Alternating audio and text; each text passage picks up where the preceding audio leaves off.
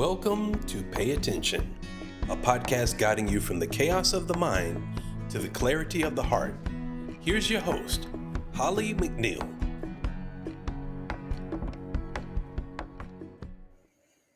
Hello and welcome. When I spoke at Yale last May, and when I typically give my talks, I tell people there are 3 things that everyone needs to know about how their mind works. And the first thing that everyone should know, because it's so important in creating your life and how you move through this world, is that your mind is habit-based. Anything you do over and over and over again, consciously or subconsciously, becomes a habit in your brain. It's how the brain learns. It's how the mind is changed. It's how your world is created. So I was super excited to interview Dr. Tamsin Astor, who is a chief habit scientist. Now, during this interview, she's not here today, but I'm here to answer any comments you have while you're watching this recording. And during this interview, I do mention the other 2 things that everyone's going to want to know about how the mind works. So take a listen. I'll come back at the end and tell you what they are, because I don't talk about them explicitly as the other 2 things. But anyway, please enjoy this episode all about your habits. Hi, and welcome to another episode of Pay Attention. I have decided to kind of relax and take a break, so I'm coming to you from my hometown of Rapid City, South Dakota in the Black Hills, where it's beautiful and very spiritual and loving. And it's been raining the last few days, but I'm very happy to be here. And I'm happy to introduce our guest today, talking about something that I don't think we all realize is so important in how we create our lives, and that is our habits. Habits are everything. So our guest today is a chief habit scientist, and I love this. And I'm going to bring her on. Dr. Tamsin Astor, welcome. Thank you so much for joining us. Thank you so much for having me. It's so fun to discuss the kind of what I call the nerdy nexus between the East and the West. Yeah, I love it. When I met Tamsin through another guest who's going to be on soon, and Mark, he's just like, you have to meet her based on what I talk about. And it is East versus West. So tell us a little bit about yourself, your education, how you got to be the chief habit scientist, and we'll go from there. So I did an undergrad in psychology and a doctorate in neuroscience. And then I moved into the field of education because I wasn't sure I wanted to spend the rest of my academic career studying this tiny little area of the brain.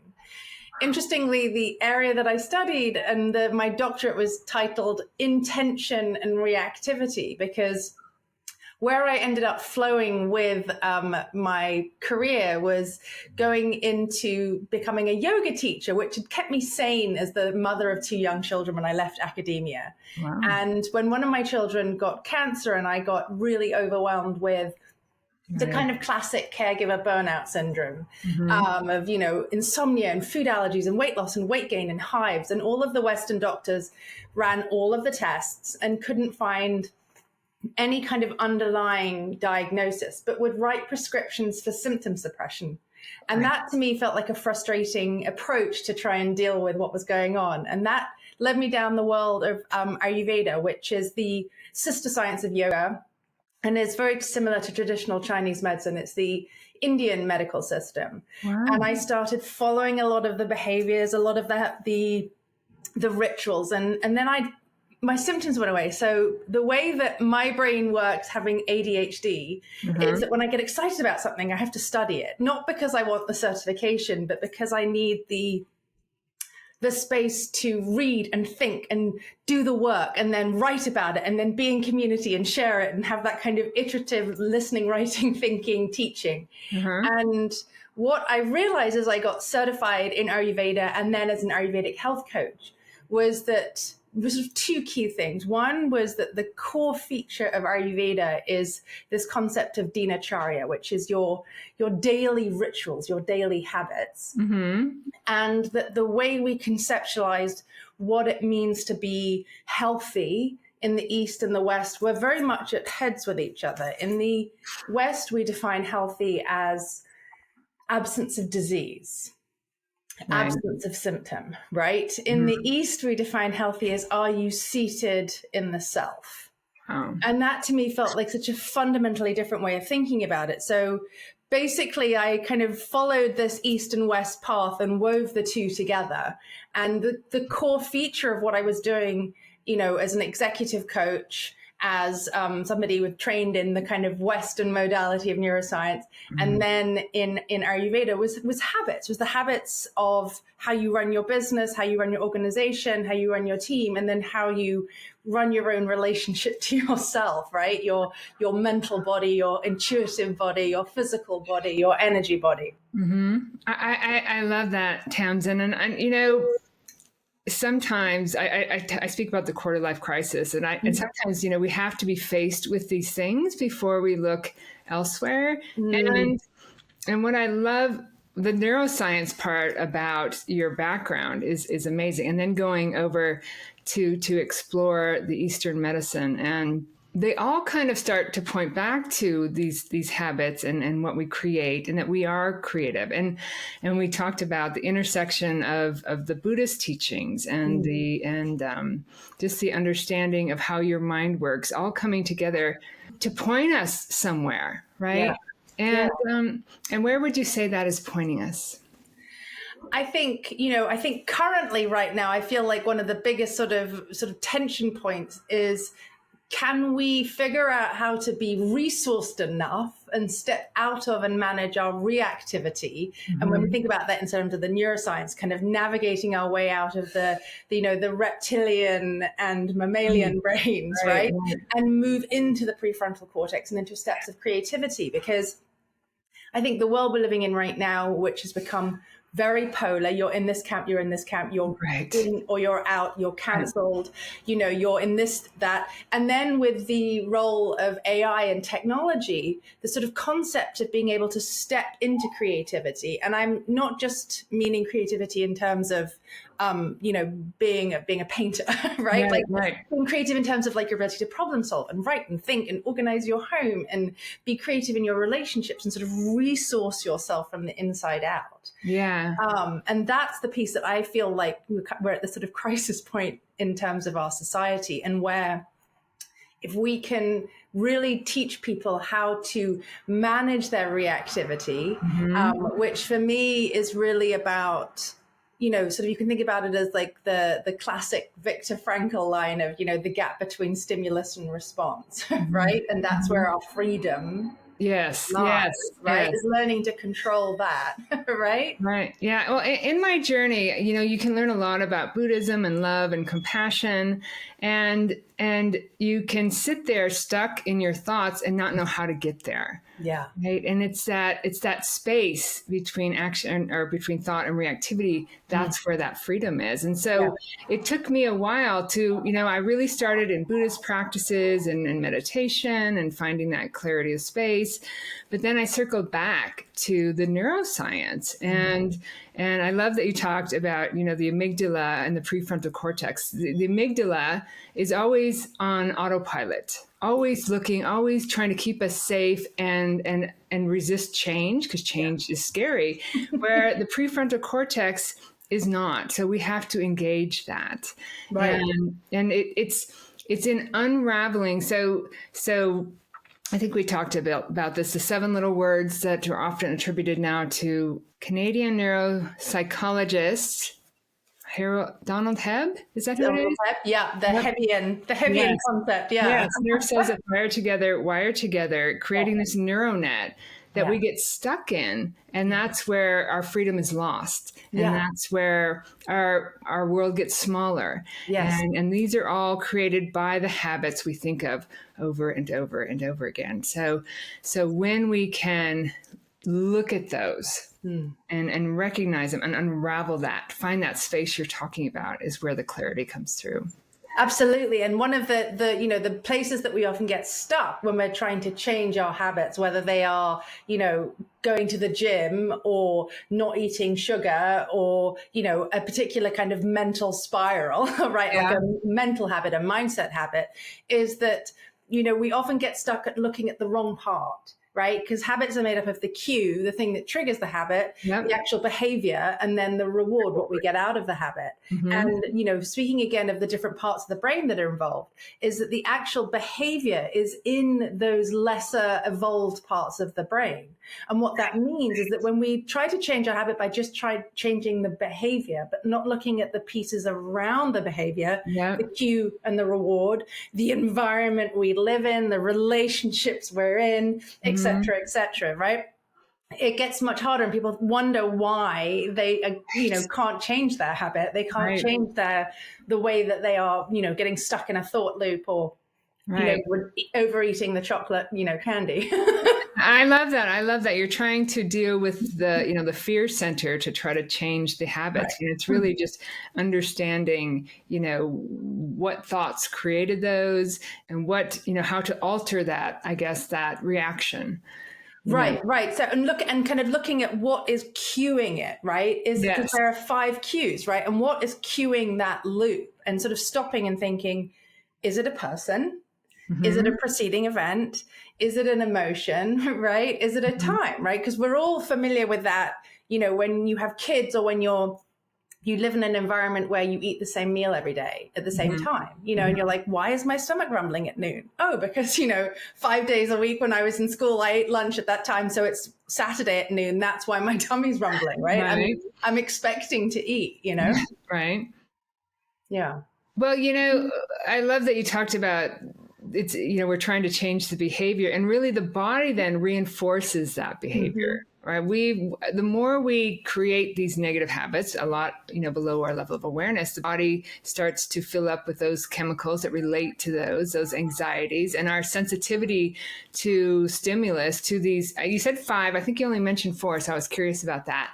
Person, place, time, preceding event, emotion. Okay. Right. I love that. And we get more and more sensitive to, sometimes it doesn't take much at all to start that behavior. And so I tell people that, we are actually in charge of our thoughts. So we can create new habits. But how do you recommend people start to see those behaviors differently and to understand, how to change them? Well, so I find for different people there's a different route in. For some people, thinking about what their big why is, what their big vision is, what's the sort of big motivation for your life, right? Like your mission, that can be really helpful for you to then step back and go, what are the habits that I need to get rid of or change, right?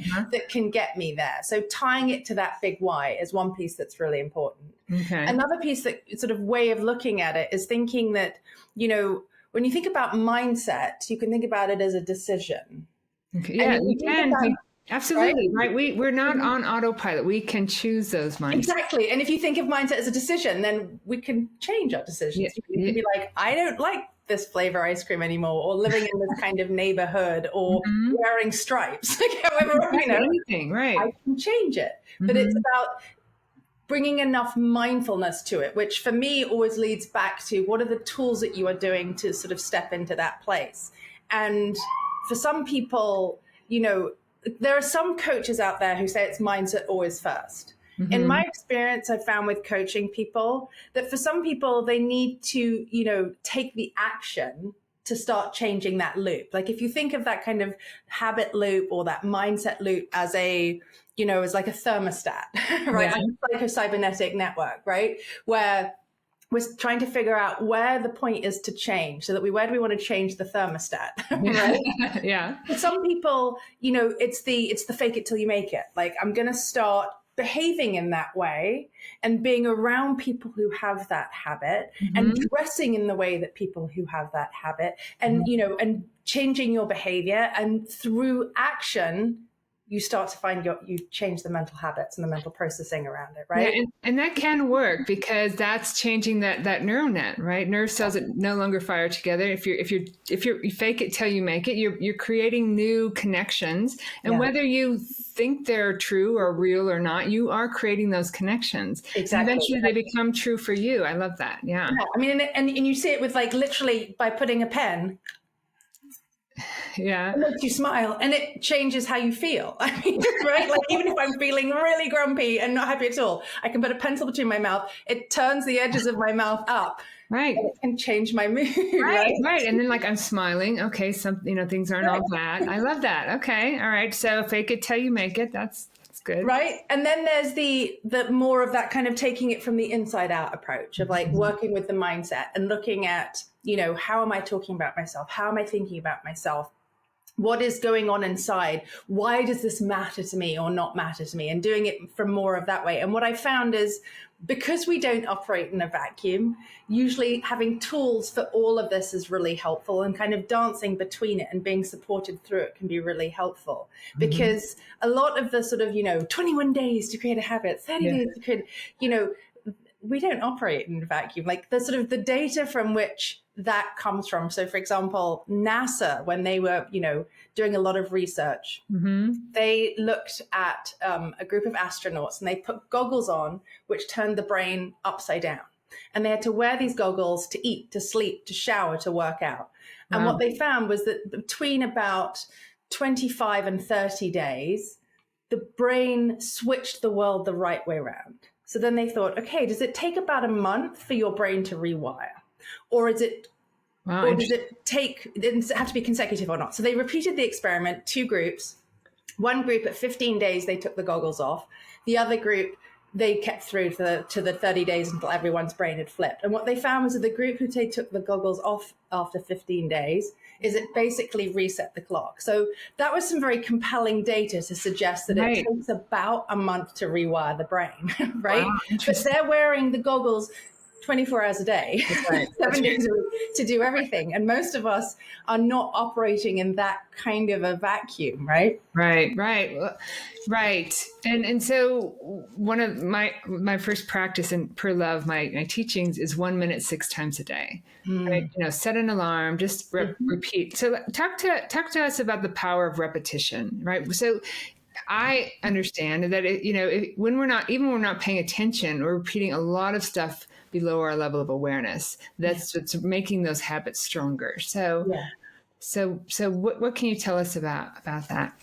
Well, so back to that sort of Hebbian concept, right? Yeah. That when we connect neurons and neurons fire together repeatedly, our brain kind of goes, oh, this person's doing this again and again. And we've all had that experience. Like, so for example, learning to drive a car, right? Like, you learn to drive a car, I learned to drive manual because that's how it works in England, right? You get in and you're like, okay, seat belt, first gear, mirrors, and you're setting all of this stuff up, right? After a while, not only the process, right? Not only the process of driving becomes automated, but the route to get from, say, home to school, home to work, home to your best friend's house becomes automated too. Right. And it's basically like if you think about like the plastic or the rubber on the outside of an electric cable, that's what we're basically doing in the brain. We're creating myelination. We're thickening the sheaths, the myelin sheaths between neurons. And, it can be, so one of the things that I find interesting about this is that the definition of habit is something that's hard to change. Yes, right? I've seen that.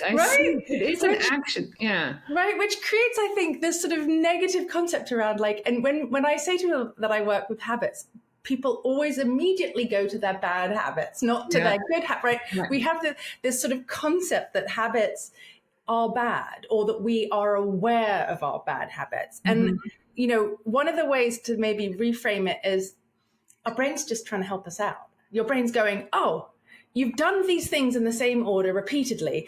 Right. I'm going to help you out by taking it out of the prefrontal cortex, out of the kind of awareness part of your brain. And I'm going to take it into these less evolved part of the brain, like the basal ganglia, and go, let me create this habit loop so that you don't have to think about it. And your brain can be opened up and more free because the data suggests we make about 35,000 decisions a day. Yeah. Wow. Right?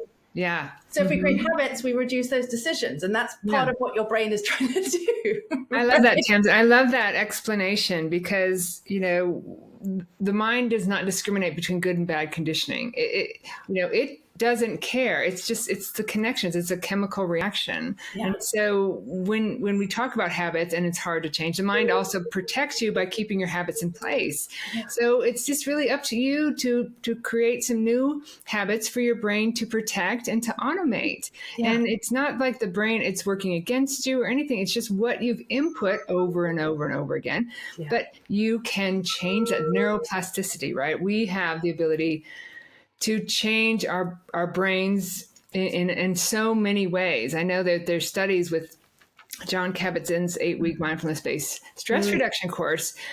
Just after 8 weeks, they see a reduction in the gray matter around the amygdala and an increase in the hippocampus and the prefrontal cortex. This is how it works. This is how the brain works. And so if people can understand that and realize that, you're in charge of your habits. And yes, you're going to meet with resistance. Absolutely.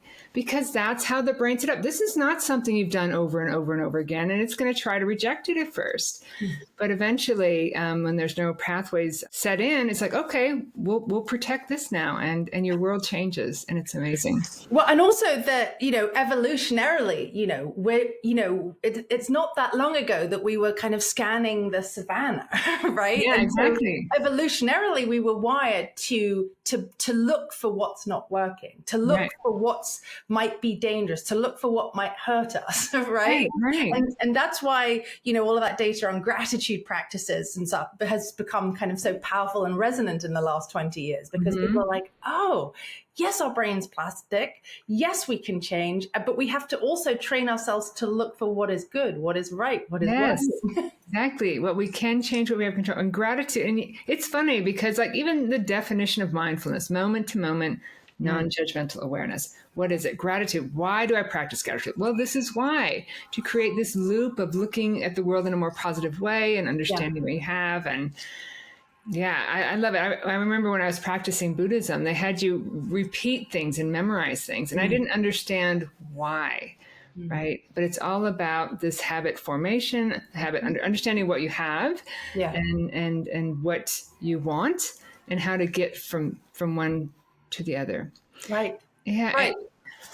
And your world changes when you change your habits, because your outside world really is a creation of your inside world. Would you agree with that? I would. And I think, one of the things I remember when I first discovered Buddhism, I immediately recoiled when, I read the Four Noble Truths, and it was like, suffering. You just face it. There's going to be, and I was like, nope. I'm not interested in this. And I and I kind of closed the door on Buddhism for 3 or 4 years, because I was like, nope, not interested in that mindset. And then I dug in a bit more, and it was like, oh, but it's the suffering. I can choose, right? I have the power. And it was that to me was like the big next step in was that sort of that place of powerful sort of autonomy. And kind of woven in with that is that you do that inner work, and then you go back out into your Sangha, back out into your community, and you go, how are my relationships changing? How am I perceiving the world? How safe do I feel? How reactive do I feel? How connected do I feel? How in alignment with my big purpose do I feel? Go back inside. And it does change, right? And as you said, this time in the world is very scary for people. And, there's a lot of divisiveness, a lot of polarization. And, even politically, there was a time before, if you were Republican or Democrat, it didn't decide whether you could hang out with someone or not. And so those habits of fear are going to be reinforced if we don't pay attention to them. Yeah. Right. Now is the time to say, no, I can change on when you don't have as much control of what's going on in the bigger picture, start here and your bigger picture will change. So. Absolutely. Yeah. So you are from England with your beautiful British accent, but you're living in New York. Yep. In the Big Apple, right in Manhattan. I'm in Brooklyn. Right. So I was over there recently. We tried to hook up. I'm going back to Vermont for the beautiful fall colors, so hopefully I can see you then. But thank you so much. It's just getting the message out there about what habits are and how flexible they can be is so important. So what tip or what starting point or what could you leave to the listeners on, and where do they go from here? So one thing I think that I found to be really helpful is, and kind of reduces the barrier to entry in some ways, is find the people who have the habits that you are wanting to develop. Okay. Because what we're learning more and more is about sort of social contagion, right? Like, obesity is socially contagious. Divorce is socially contagious. Happiness is socially contagious, right? So if you are trying to cultivate a set of habits that you've recognized are really important because of the big, juicy vision you have for your life, go and find those people. Because the world we're living in right now, like Dr. Vivek Murthy, when he stood down as the Surgeon General at the beginning of this year, he talked a lot about the importance of connection, and that we've lost a lot of connection, and that, the sort of loneliness epidemic that came out of COVID and living in this online world space, right? And that 75% of restaurant food is takeout food, etc. Right? So if you are working on changing your habits, do it in community, right? Do it with other people who are on that track with you, because it's also much easier to change your habits and to stay consistent with your habits if the people around you are doing that work too and are stepping into that kind of energetic frame. I love that. And if you're listening out there and your immediate thought, your amygdala is like, well, I don't know, I had a hard time meeting people. That's a habit, that thought. So put that intention out there that you want to find people that are talking your language and that are trying to create their world as you are. So I love that. That's great. That's great. So how do they get a hold of you, Tamsin, if they want to reach out? And find me on LinkedIn. That's where I'm the most active. Tamsin Astor, Chief Habit Scientist. I'm on LinkedIn. I'm posting in there, and you can see all the fun things that I'm up to and the programming I'm creating and the speaking and so on, facilitating. Great. Well, I really appreciate your work, and I appreciate our connection and just the importance of and I talked about this a little bit at the beginning, but I went on a journey for 20 years, and it all points back to this, right? Paying attention to, you have this beautiful journey that you're on, and being able to choose, you don't need to live in that suffering, right? The first noble truth is there is suffering, but you don't need to live in it. So helping people understand their habits is a big step towards that. So thank you so much.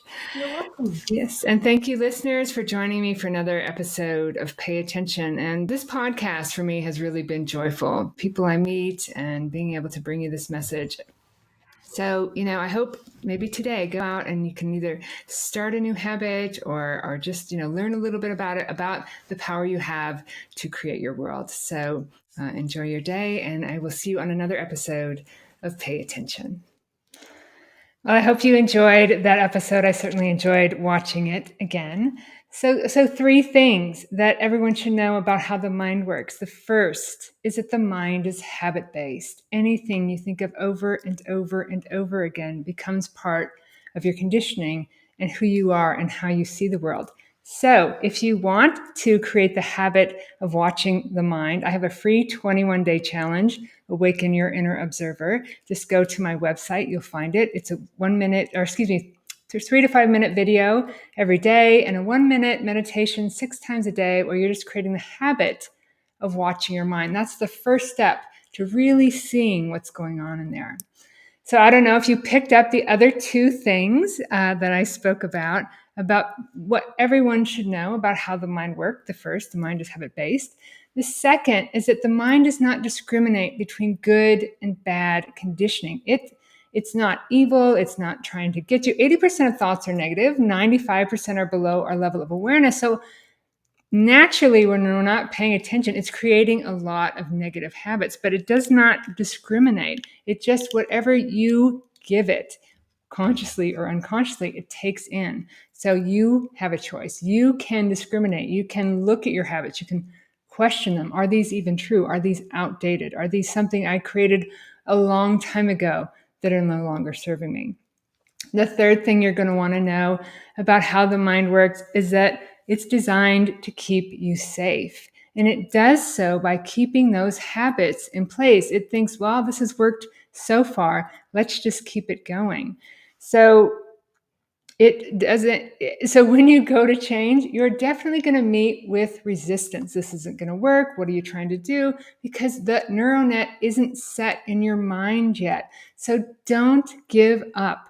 When you go to change, know that you're going to meet with that resistance until those neural pathways are intact, until the brain can say, all right, here's a new habit loop that Holly's created. I'm going to make this work for her. And so you can bring that happiness and joy and whatever actually it is that you want to create in your life into being. So anyway, the 3 things everyone should know about how the mind works. I'm so excited to have brought you this episode with Tamsin, Chief Habit Scientist. If you want to know more about habits, sign up for my 21-day challenge on hollymcneil.com.